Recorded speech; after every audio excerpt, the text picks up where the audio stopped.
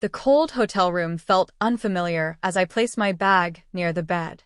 My husband's sudden business trip left me and his son, Ryan, stranded for the night. It wasn't ideal, but there was no choice. Ryan, 18 and polite, had always been distant. Our conversations never went beyond formal greetings. I tried to make light of the situation. "At least the hotel has a good view," I said, glancing at the city lights outside. Ryan nodded, offering a small smile before settling on his side of the room. He seemed restless, fidgeting with his phone, occasionally glancing my way. "Are you comfortable?" I asked, noticing his unusual behavior. "Yeah, just not used to traveling like this," he replied. The atmosphere was thick with an odd tension I couldn't place. Maybe it was just the awkwardness of sharing a room, but something about Ryan's demeanor felt off. His eyes lingered longer than usual, his voice softer than necessary. I ignored it, assuming he was just feeling out of place, the same way I was. I changed into my nightwear and slipped under the covers, keeping a safe distance. Ryan turned off the lamp, leaving only the dim glow from the streetlights outside. The silence stretched between us. Just when I thought he had fallen asleep, I heard him shift. "Do you ever feel like you don't belong somewhere?" he asked suddenly. I turned my head slightly. "What do you mean?" Ryan exhaled. "Like, when people see you a certain way, but you're not really that person." It was an unexpected question, but I understood the feeling all too well. "Sometimes. But it's just part of life, right?" He didn't respond immediately. Instead, he let out a quiet chuckle. "You're different from what I expected." I furrowed my brows. "Expected?" Ryan hesitated. "Never mind. It's stupid." He rolled onto his side, facing away from me. I wanted to push further, but exhaustion took over. Closing my eyes, I reassured myself it was just nerves. Nothing more. As I drifted off, I failed to notice Ryan turning back to look at me in the darkness, his gaze unreadable. A strange sensation pulled me from sleep. The room was silent, but something felt different. My skin prickled, as if I were being watched. Keeping my breathing steady, I slowly opened my eyes. Ryan wasn't in his bed. My pulse quickened. My gaze shifted across the dimly lit room, searching. Then I saw him standing near my side of the bed, completely still. I forced my voice to stay calm. "Ryan." He flinched, like he hadn't expected me to wake up. I couldn't sleep," he murmured. My heart pounded, but I kept my expression neutral. "Why are you standing there?" He hesitated before answering. I had a bad dream." I sat up slightly, scanning his face. His features were tense, his hands clenched at his sides. His excuse didn't sit right with me, but I didn't want to jump to conclusions. "You should try to rest," I said carefully. "It's late."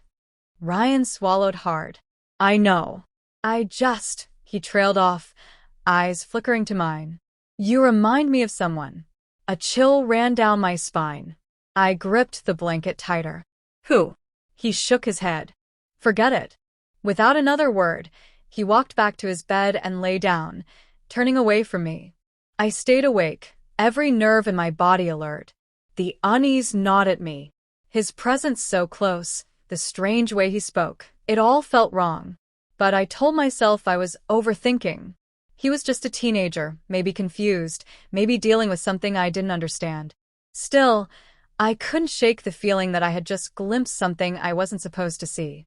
The morning light did little to shake the unease from the night before. I barely slept, my mind replaying Ryan's strange behavior. He acted normal, or at least he tried to. But something about him felt different, more aware, more careful. We sat across from each other at breakfast, the silence between us heavier than usual.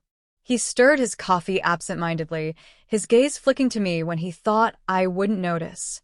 "You seem tired," he finally said. I forced a small smile. "Didn't sleep well."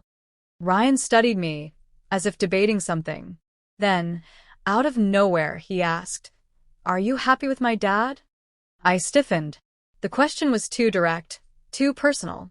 "Why do you ask?" He shrugged, feigning casualness. "I just wonder if he makes you feel seen."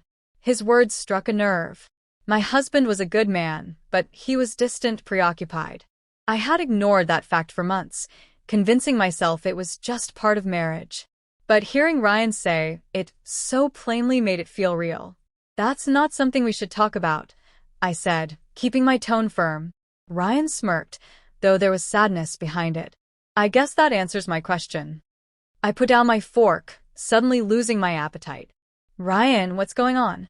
You've been acting strange." He hesitated, then leaned forward slightly. "I used to think of you as just my dad's wife. But you're different from what I imagined." A cold dread settled in my stomach.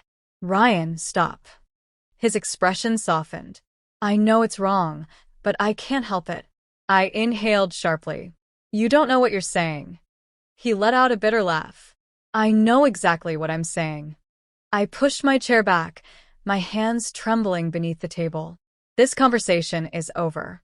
Ryan sighed, leaning back. "I just wish things were different." I didn't respond. I couldn't. The betrayal in his words hung between us like a shadow I couldn't escape. The car ride home was unbearably silent. I kept my eyes on the road, hands gripping the wheel tighter than necessary. Ryan sat beside me, his posture relaxed, but I could feel the weight of his unspoken thoughts. I wanted to believe he regretted what he had said, but I knew better. When we arrived, my husband greeted us with his usual distracted tone, barely glancing up from his phone. Ryan muttered something about going to his room and disappeared upstairs. I tried to act normal, but my mind was racing. Should I tell my husband? Would he even believe me? Days passed, and I convinced myself that ignoring it was the best option. Ryan avoided me, barely speaking a word. I thought it was over, until one evening when my husband stormed into the room, his face dark with anger.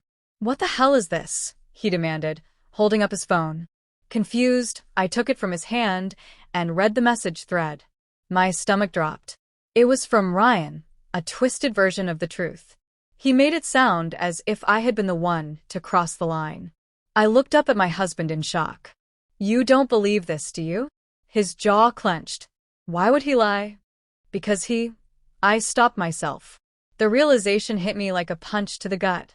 Ryan wasn't just covering his tracks, he was punishing me for rejecting him. I swallowed hard, keeping my voice steady. "You know me. You know this isn't true." My husband hesitated, but doubt was already planted in his mind. That hesitation told me everything. Ryan had won. That night, I packed my bags.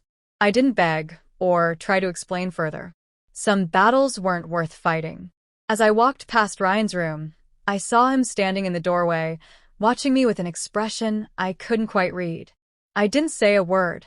I simply left, knowing that the betrayal I had faced wasn't just from him, but from the man who was supposed to believe in me the most.